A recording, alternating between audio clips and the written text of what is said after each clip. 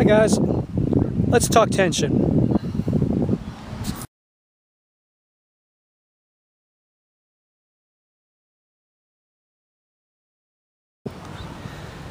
Tension takes many forms, and because of that, sometimes the first thing you got to do when you're writing is decide, what genre am I working in? Are you writing a romance, a children's novel, young adult, horror, thriller, action, or just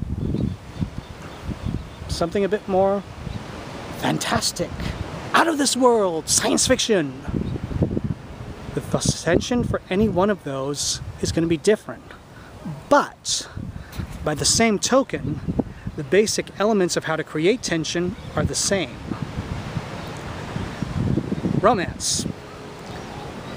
Boy meets girl. Are they going to get together? Are they attracted to each other? These are some of the elements of tension right there. Tensions for the character. If they are attracted to each other, is anything going to keep them apart? Is something trying to prevent them from being together? You have to answer that. You have to take the audience through a long, rollicking road of mishaps, misunderstandings, you name it, creating more tension before the final answer comes. Thriller. What has somebody done? Has some poor person, perhaps a vlogger for instance, run across something while they were filming that they weren't supposed to see? Something that they've captured on that camera and somebody wants back. Or maybe they walked into a situation that maybe they walked in the middle of, say, like an undercover operation or something innocent, or what have you. Tension. They are now a target. These are just some of the elements of ways you can make tension.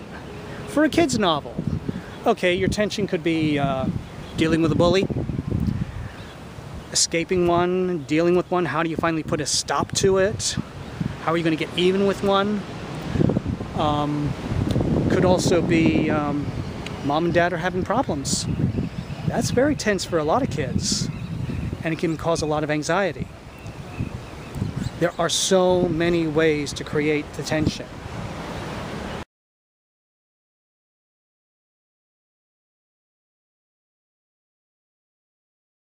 Now already Cassandra Elliott is dealing with some serious tension, because she has just started a romantic relationship with another woman. Cassandra is just out of the closet recently. She has been in the closet for quite a long time, even though deep down she knew it. But now she has started a relationship with a particular young lady who is very attracted to her, but has some anxieties about getting into a relationship again because her last one ended violently. But Cassandra has slowly been winning her over, so we got a little bit of romantic tension right there. That's the first level of tension. But the next level of tension starts kicking in very shortly after they've arrived here in Santa Cruz. And it happens here on this beach. While taking surfing lessons together, this is Julie's first time. Julie is the girlfriend of Cassandra, and this is her first time. This is Cassandra's fourth time taking lessons, because Cassandra is not very good about staying upright on a surfboard. And she is determined to impress Julie. She's got her mind fixed. She's getting out there on the waves, and she is going to master some surfing and impress Julie to no end, because Julie is such an athletic girl. She's big, muscular. Cassandra is small, petite, and her main exercise has always been years of dance, ballet, jazz, and ballroom. Nothing to be ashamed of. It's quite impressive stuff. In fact, I'll even take you on some of my lessons of ballet and dance down the road on one of these vlogs. But she wants to impress Julie out here on the water. So that's the tension that's going through Cassandra's mind right then, when she's out on the waves. Now the two of them get out on the water with the class, but Cassandra's been falling a little bit behind. Cassandra has another level of tension. she has health issues. She's got Epstein-Barr. Now, for those who don't know what Epstein-Barr is, it's like basically having the flu, that really deep, achy flu thing, but it can cripple you sometimes. It can flatten you. She's starting to feel her Epstein-Barr flaring up again. It's a chronic condition that she's had for years. It comes and goes about how bad it is for her. It's starting to bother her now. Tension. She's got to now deal with her issues of her health while she's out on the water trying to take surfing classes. Now, that's not it. That's not the end of it. So we've got several layers of tension right there. We've got romance. We've got bodily health issues. You see where I'm going with some of this? How you can create different levels of tension? But now comes the big tension. Because in any novel, the plot, the main obstacle that has to be overcome, creates the biggest tension of all for your characters. And it's what drives your story, what will keep your audience hanging on to every word that you've written, and they want to see how is it going to be resolved. You've created tension for the readers as well. Creating the tension, not just for your characters, but for your readers, is extremely important. I cannot emphasize how important this is. Because unless there's something to really keep the audience's interest, you're going to lose them. And they're not going to want to read. And you don't want that. So getting back to Cassandra out on the water here, there she is on the water. She's fallen a bit behind from the others because her mind is all filled with, I got to master this, but I'm also feeling bad right now. Then all of a sudden, boom! From underneath her board, something just hit her. Her first instinct is to cling to the board like for dear life and start wondering, maybe this was not exactly the best idea I ever had about coming out here today. But before she can do anything more, before she can make another move, she suddenly feels the back of her board pulled down into the water and the front end gets lifted up. She lets out a scream. What's happening? Is she about to get pulled under? What is going to happen to her? Then all of a sudden the board rights itself. She's still on the board, holding on to it. She's safe. But the back end of the board is now riding a little bit lower in the water. Is there something is now on the board with her. And she is very worried because she can feel that presence. She looks around. It's a sea lion pup. A baby sea lion pup who may be on his first outing with his mother in the water. He's gotten on her board with her. Whew. Relief. Tension is suddenly broken. The audience and stuff is all like, oh, that's so cute and stuff. And by the way, folks, things like this do happen. I've been out here in Santa Cruz for the last 4.5 years. You'd be amazed at what some sea lions would do. I have seen sea lions take over kayaks that were unmanned, that were just attached to the wharf over here. They're all crashed out on the kayaks like it's nobody's business, like they own the joint. So yes, this is something that can happen. But anyway, getting back, this little sea lion pup is not doing this for amusement. Cassandra quickly realizes that the pup is afraid of something. It wasn't the pup that just hit her board underneath and then got on board with her. Something else hit her board. She's realizing this pup is afraid and it is barking at her, telling her basically, we got to get out of here. There is something in the water we are both going to be afraid of. We need to get away from it. The tension is rising again, this time much bigger than before. Because with that realization that there's a danger, the tension goes through the roof. Cassandra starts paddling towards the shore. Her instructor and girlfriend, and the other students are all seeing that something's wrong. They can tell. And they start coming towards her to try and help her out. But way before they can reach her, she's hit again from below. Harder this time. The pup is in a total panic now. Cassandra starts paddling for her life to get to the shore, to get out of the water as quickly as possible.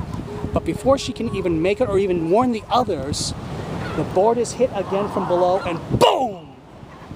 She is sent flying into the air along with the board and the pup. As she's tumbling head over heels and is falling towards the water, at the corner of her eye she sees something reach up out of the water and grab the pup from midair and yank it back under the water just before she hits. Now she's in the water. She's head over heels, underwater. She's got to hold her breath. She's got to try and make the surface and try to figure out her direction. She cannot, she's got to re-coordinate herself.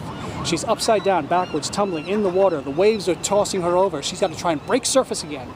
There's that tension. The tension is rising, mounting. You're taking the audience through, I'm taking the audience with her through this. Is she going to get to the, is she going to run out of air first? Is she going to be all right? What's happening? She breaks surface. And now this is a little side note here. When you're surfing out here in Santa Cruz and you're out in the deeper waters, you have a cord attached to your ankle and to your board. It could be anywhere from 6 to 9 feet. This is a way you don't get separated too far from your board, that when you do become knocked off of it and stuff, you can pull it in and still use it as a flotation device. Cassandra reaches down for her cord and finds that 9-foot cord. There's only about 1.5 feet of it left still attached to her. She looks around, her board is drifting further and further and further away from her. Somehow the cord's been broken. Panic. More tension. The tension keeps mounting here, folks. Long story short, she gets rescued by Julie, her girlfriend, and the surfing instructor, and they bring her into the surf. They bring her here to the beach. She's safe. She's on land. But 2 new problems arise. Even though the immediate danger is over, the tension does not let up for a minute. I mean that way. Because I'm using my own ankle here for this part. Her wetsuit is torn up to here. Now here in Santa Cruz, you need a wetsuit because the water is much colder. Be aware of your setting and the facts. That way you make it more real for your readers. Anyway, her wetsuit is torn up to here, and there's a strange, almost burn on her ankle, right, her leg right here. And just below is what's remains of the cord that was attached to her surfboard. Now the end of that cord, they take a good look at. It's not snapped, it's not cut, it's not frayed. The cord has been melted.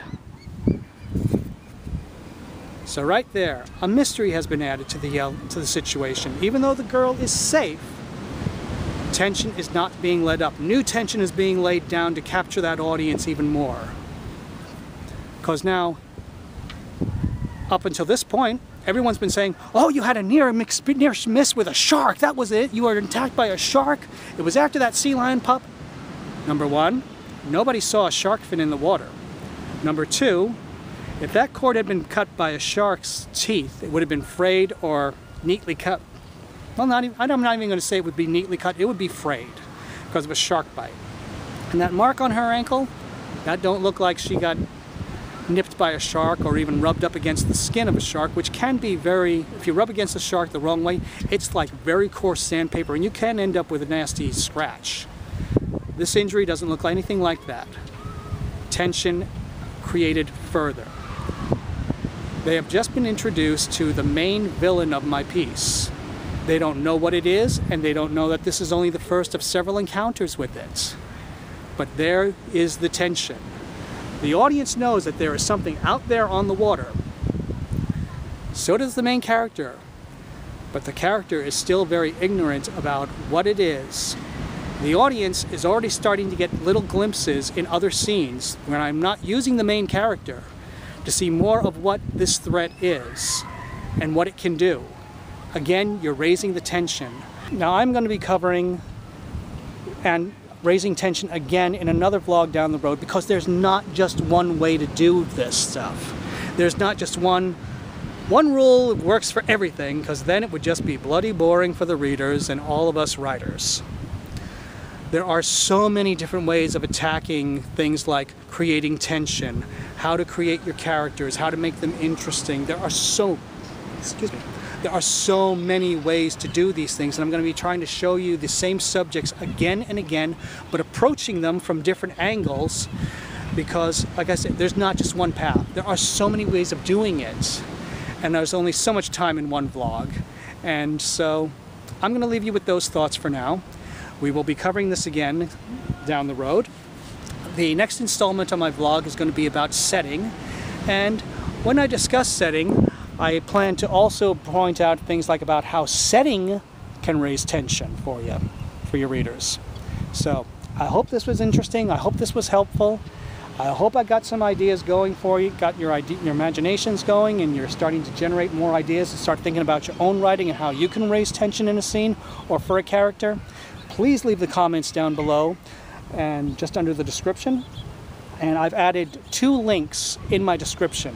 Those are to 2 of my blogs. One of those blogs is dedicated to my own novels. The other blog is about writing and covers some of the similar subjects that I'm covering here in this vlog, so you can read a little bit more and maybe actually see some examples that I've created. So until next time, and when we will be doing settings, I thank you again for tuning in and for coming to watch me and listen to what I have to say. Get out there, have some fun, enjoy yourselves, and keep writing.